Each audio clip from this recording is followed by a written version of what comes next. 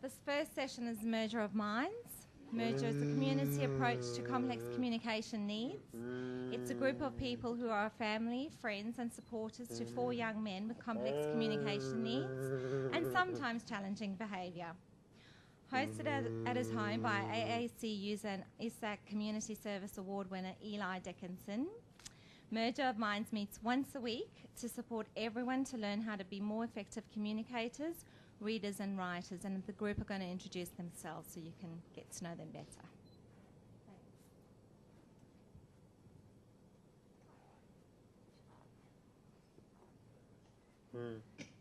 This talk is about merger of minds, a community approach to complex communication needs.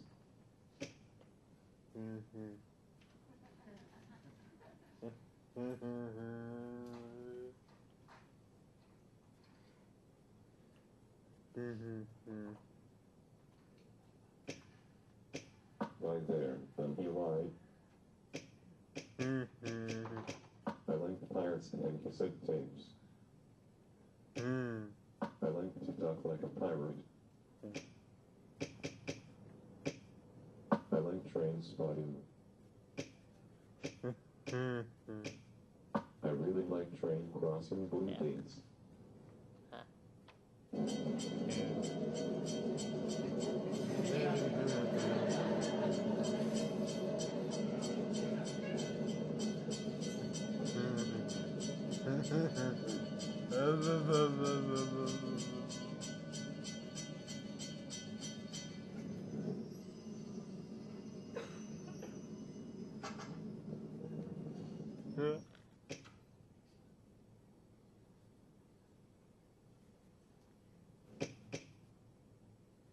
I really like Ashley. I like going to the movies with Ashley. I like pirates and cassette tapes. I like to talk like a pirate.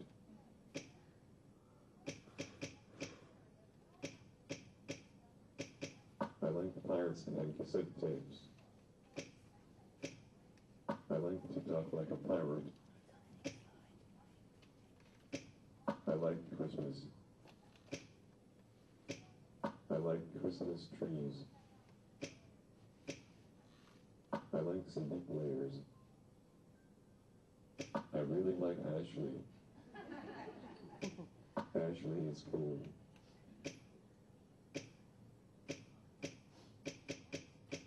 I like projectors. I like watching music on projectors.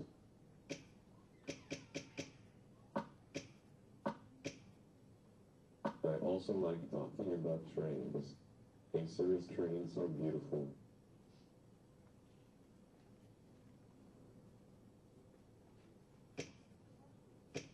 A-series trains sound the same as A-series trains. I like to drive to the railway crossing with Matt.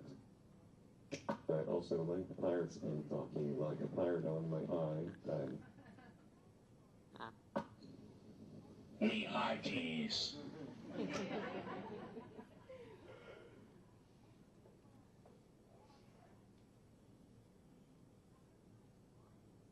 I also like pirates and talking like a pirate on my iPad. Ahoy there!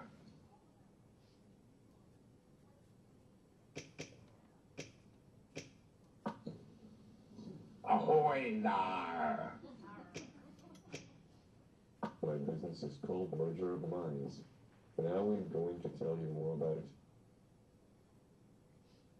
Thanks, Eli.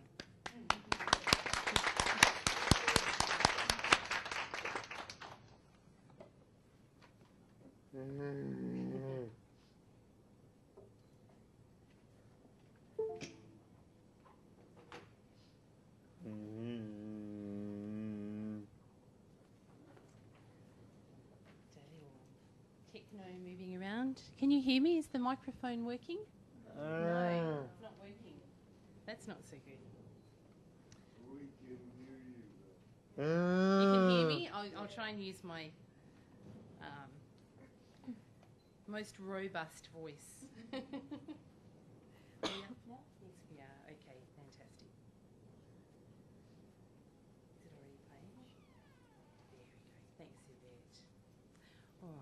Thanks, everyone. So, here's a little bit about Eli. And Eli hosts Merger of Minds. And one of the reasons why a bunch of us get together every week at Eli's house is because we as a community need support to learn how to communicate better and how to include more reading and writing in everyday life. And we've discovered that through learning to communicate better as a community, because I think what we realise is that Eli's actually a pretty fantastic communicator and it's the rest of us who need to upskill. And reading stories and books and poems and articles and including literacy much more in daily life, that we're getting to know our AAC users much, much better. And I think Eli's been able to share some more things with us since we've been reading books together. So, for example, I think we assume when people don't use words to communicate that we know them really well. Lots of people that we talk to say, well, I just know the person really well, and especially parents say that. I know what they think and I know what they want, and I think what we've learned is that's just not true. And as a parent, actually, there's lots of stuff I don't know. I think I know it, but I don't actually. And we were reading a story or a book the other day with Eli about where there was a birthday, and we're just chatting about that and what the most important thing is about birthdays. And I thought that Eli would say that cake was the most important thing about birthdays, because I know he really likes cake, but he said it was actually presents. That's the thing that he likes most. And I know that sounds like a small thing, but I actually didn't know that. I didn't know that that's what he thought. I'm really enjoying finding out more about what he thinks and not making those assumptions. One of the reasons we get together is that we know we need some professional support with communication, and we can't afford the amount of professional support that we need. So there's 4 of us now, families get together, and we get to have a vet who's a really good speech therapist once a fortnight, and we get to have her all year round because we share the cost of those sessions. So Merger's really a kind of a grassroots solution that we've created for ourselves to attend to our communication and literacy support needs. We find that having a weekly session helps us keep on track, because it's really easy to fall off the wagon if you're supporting someone that uses alternative methods of communication. We need to be using communication all day, every day, and make sure people's systems and iPads and communication books are with them. And we've found as families that that's quite tricky to do, and having a regular reminder and a place to come and talk through and problem solve is really, really helpful. And I think what we're learning is it's all about love at the end of the day, all of this, because it's about communication, and the whole point of communication is to build relationships and to get to know each other better. And it's not just about us and the people who use AAC to communicate, it's between all of us. This has become very much about building a community and a loving community that knows each other really well. It's deepened our knowledge of each other, I think, as time goes by. I was going to share a story with you from Jo Nunn, who's up the back of the room, about her son Dan. Because for lots of us, reading wasn't really a priority at school. And Jo said that when Dan first came into Merger, he not only didn't show any interest in learning to read and write, he actively tried to leave and used his communication book to say, I want something different, finished, stop, go away. Pretty clear message that he didn't want to be there, and we didn't think it was going to work for him at first. But if we fast track to a year later, one day Michaela, as one of his mentors, was reading a book for herself while Dan was eating lunch. So we're actually encouraging everybody to read more who come along to Merger sessions. And Dan actually reached for her book, and she asked him if he'd like her to read to him, and he nodded yes. And she read to him for a while, and when she stopped, he verbalised more, and she went on to read the whole chapter. And now Dan's regularly asking for access to books and to be read to, and to have lots more opportunities for reading. It was a really complex book too, about a woman who works orphanages in other countries. At Dan's request, they went on to read the whole book over the next few weeks. And through people's choices of books and what they like to read, we're also learning about them. So Dan's showing a really strong interest in Aboriginal art at the moment as well.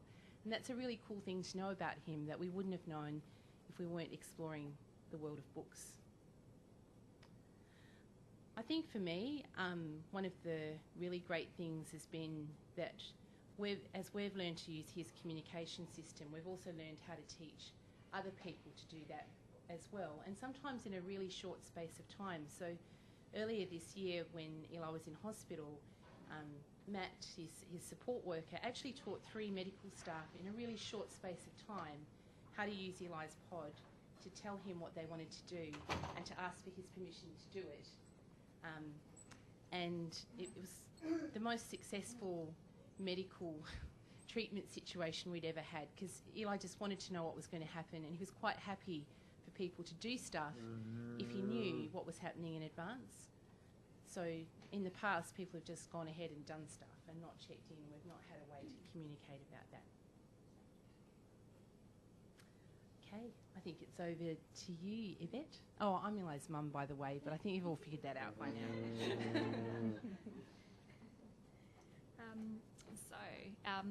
Now that Eli and Jackie have you all intrigued about Merger Mondays, I'm going to tell you a little bit more about what happens.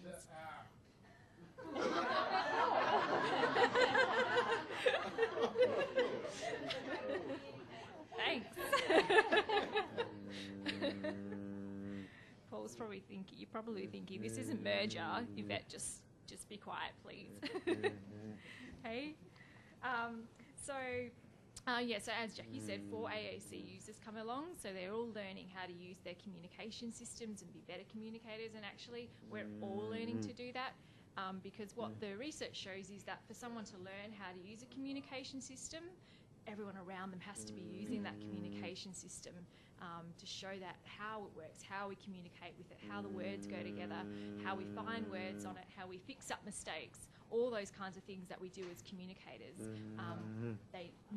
We need to see models of that happening all the time in different situations.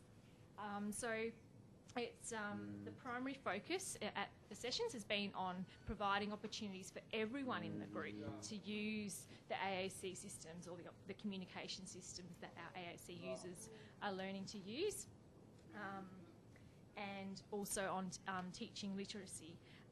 The research shows that for competent communicators who use alternative communication systems, about half of what they say is spelt messages, because you can't predict everything a person wants to say. So you can only have so many words in that system. You might have spotted Eli's communication book. It's a really thick book and it's got loads of symbols in it and loads of words, but we still can't anticipate everything that he might want to say. So they need access to spelling. And so that's what we're trying to build, and we're trying to build true communication autonomy. So being able to say whatever they want to say whenever they want to say it. So I'm going to take you through a few more pictures just to show you a little bit of how we're doing that. So I'm going to actually pass over to Joe for this slide. Joe's going to tell you about the whiffle and what that is. So the whiffle. Well, I'm Joe. I've known Eli for 17 odd years. I live with him. List goes on. So the whiffle. From week to week, it's what I feel like expressing. So you can express whatever you feel like that day, or what you've done on the weekend, or what you've done the week before. But the process for that, I sometimes get everybody just to mix up through the 4 people that we have, like Eli, Dan, Paul, and George. And just so everybody can get to use different pod systems. They all have different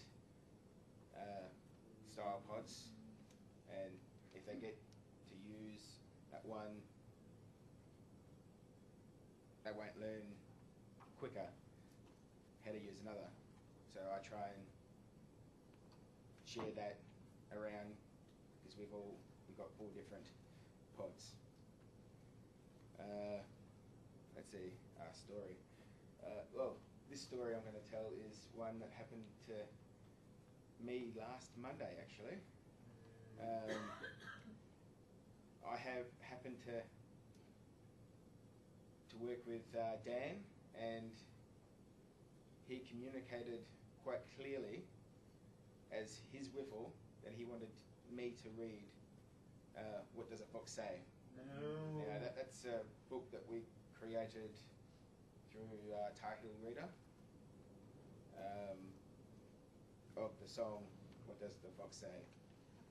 And I read the whole book just because Dan specifically asked me to read it, which I felt pleased, and because he really wanted someone to read this book. And of course Eli at that stage didn't want anything to do with the day, but after we read the book, we decided to show the song, and as soon as Eli heard that song, he came straight out and started dancing. So yeah, so that's the whiffle. I'll pass back onto the bed.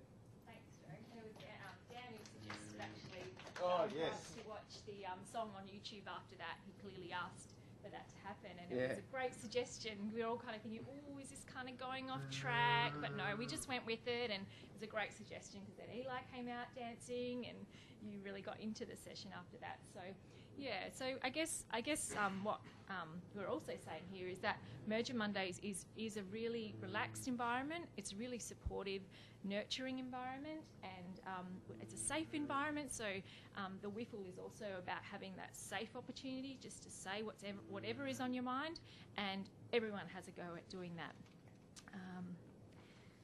So we also play games at different times. People have brought along different board games and worked out, how can we adapt this so everyone can be included in this game? And so we've had lots of different games that people have brought along, like Say Anything, Upwards, Apples to Apples, typical games that people might want to play.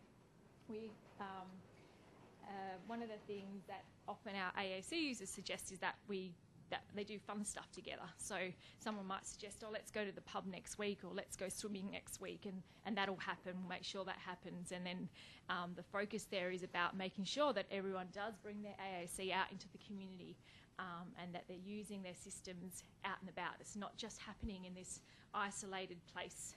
It's happening all the time across the week, and we're supporting people to remember to do that.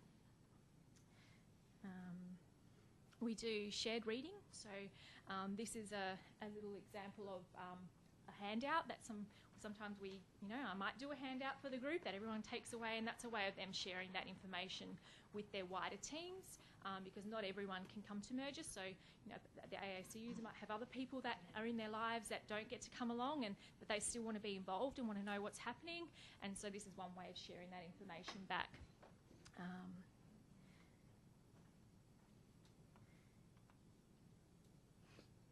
We have opportunities to share practical ideas, and sometimes that might be something I bring along as a speech pathologist, but often it's ideas that other people have thought of, or apps they've come across that they think is a great app to share with everyone.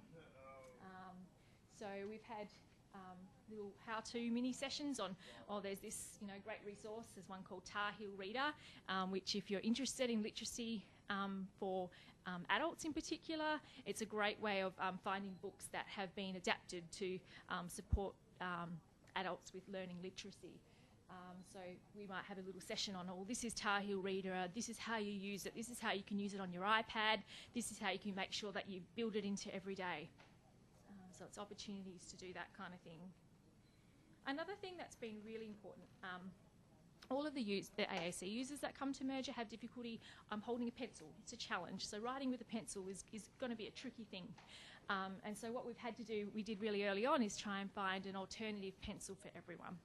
And so what that means is that they have access to the alphabet, so that they can use that alphabet to write, and write for real reasons. across the day, every day, and we've been slowly building that up, and I think people are having lots more opportunities to write now, which is fantastic. And so, yeah, we had time to figure out what's going to be the most suitable pencil for each person, and then how are we going to support that person to use that pencil in their daily life. And so, there's loads of examples of how people have been doing that, just writing about what they're cooking for dinner, or writing Facebook posts, that's right, yep, text messages to other people, writing a card to someone, signing your name on a card for somebody, and it's all just opportunities to use that alphabet, because the research shows that if the best predictor of how good a writer will be next year is how much writing we do this year. So it's quantity, lots of opportunities to write. This is another little example of something we've done to support writing. It's called predictable chart writing. And it basically gives a little structure of a repeated sentence. So it might be things we like, I like, and then everyone in the group has used their communication system to say something that they like, and then we all read it back together. So there's these little structured things as well, and then some things are less structured. This has been a bit of a merger favourite. At one point, I think we had lots of requests to look at our word wall wraps, and I'm going to show you a little example of a word wall wrap we made. The word wall is something that everyone has a copy of. All the ASC users have their own personal word wall, and it's just a place that we can add new words that they're learning just how to spell. And so the idea is that they're words that they memorise and are useful words that are going to help them spell other words. So it's a literacy strategy. So the word wall wrap is just a way of giving lots of exposure to a particular word, and so we have a little chant that we do, and this one is one that everyone made together. Tap your word, mate. Tap your word, mate. Stretch it till it's long, mate. Spell your word, M-A-T-E. Tell your word, mate. Say it like a cheer. Mate, mate, mate. Okay, and so we've had a range of different ones, and they're something that all the ASC users have access to throughout the week, and so sometimes they'll ask to watch them, and I know Dan's asked to watch them on his telly at home and just had them playing the whole way through, and it's just another way of getting that exposure to just play from there. There we go. To words. And loads more.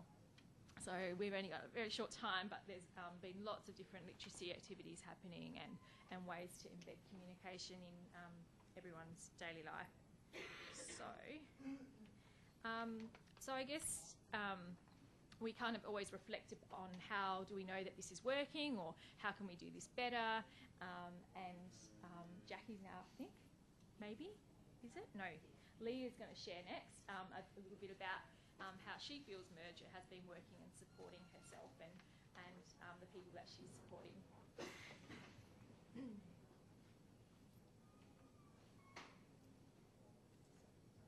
How do I do that? I'm Leah. I've been working with Eli for about 9 years now. I only started coming to Merger at the beginning of the year, and I'd heard a lot about what Merger was all about and what it did. But the big thing for me going to Merger was to learn how to best support an AAC user to learn to read and write. I think Merger is very, very different to conventional learning. Often in conventional learning, you're sitting at a desk, you're being spoken at, and sometimes the purpose is not there, or it's really kind of difficult to find. At Merger, the learning is really inclusive, it's meaningful, it's fun, and it's really purposeful learning. The learning is always based around the AAC users' interests, likes and hobbies, and it's aimed at adults.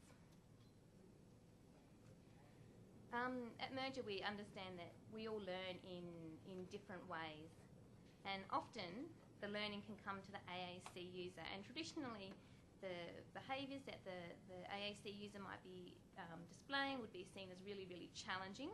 But at Merger, we kind of look at it differently, and we look at their them on a global scale or their day on a global scale. And an example of this, an avid cake lover had just had a cake baked for him just before merger started, and it got popped into the oven, and that cake lover just needed to make sure that the cake wasn't going to burn, and so he wanted to stay in the kitchen to keep a close eye on the cake. And so that day, the activity came to him. Similarly, another time, the AAC users, support workers weren't able to come, and this causes great anxiety for him. And so to help calm his anxiety, he would just stay at the door just to make sure that the person that told him that they weren't coming was right. And again that day, the learning came to him, and he was able to have his anxiety levels much lower and still be able to learn. And so we see this is actually a really, really intelligent way of being able to self-modulate how you're feeling, rather than it being anything like a challenging behaviour. A new group member has just, new AAC user has just started coming to merger, and he was finding it really overwhelming being inside and being at merger. And so he was given the freedom to kind of come and go and attend to his own needs. AAC is we always assume competence. The AAC member is always assumed that they'll be able to do the activity, but they're never forced to participate if they choose not to. And as someone said before, the AAC users are heard. If when we're doing our whiffle, sometimes it takes quite a while to decode what they're trying to say. You might need to call someone else in to try and decode, or they may ask to go somewhere. And we're always try to listen to what they've got to say. And this last little slide, I think, just kind of sums up what merge is all about. And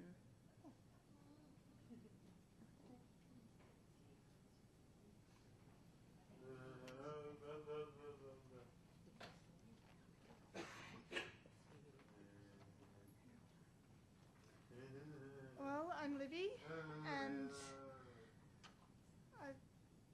I've been doing merger for about 2 years, and yeah, basically, Eli's come a long way since we've been doing merger, and and I actually have a story about when Eli told me something was wrong. He was being very challenging, throwing things, pulling hair. Yeah, and just basically he just wouldn't. Basically, he just didn't want to do anything. So I grabbed his pod and I said, "Eli, what's wrong?" And he basically said to me that his toes were hurting. So we had a look at his toes and found out that he actually had tinea, and that's why he was in a lot of pain. And yeah, it was really good to hear that he was heard. So yeah. Thank you.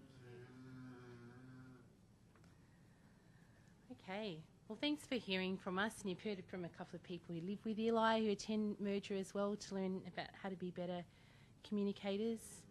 It's just some quotes from people about what it's like to be part of this. So it's a lovely, new, warm, welcoming world. It's excellent. Dan said, using his pod, "I like this, it's great, clever," and then he said favourite, favourite, favourite 3 times. Usually when Dan says things multiple times, he really, really, really means it. It's fun, it's an opportunity to learn and develop ideas. It's cheeky and noisy, one person said, who wanted to remain anonymous, but share that with you. So I think the message here is, in terms of family leadership and challenging behaviour, is that we've created our own solution to our needs for communication support. We've heard so much the last day and a half about how important communication is, and it can be really hard to get access to the amount of support that we need. But we've found that getting together as a group of families and problem solving this, we've come up with something that works for us. And I guess the invitation is that we do more of that as families and generate more solutions. I don't want us to end up doing more work, so we need to be really partnering with services to help to enact some of this stuff. But I hope that was helpful. And if you'd like to talk more about communication, I think Yvette's going to be here for a little while. She can tell you a bit more about what we do. Okay, thank you.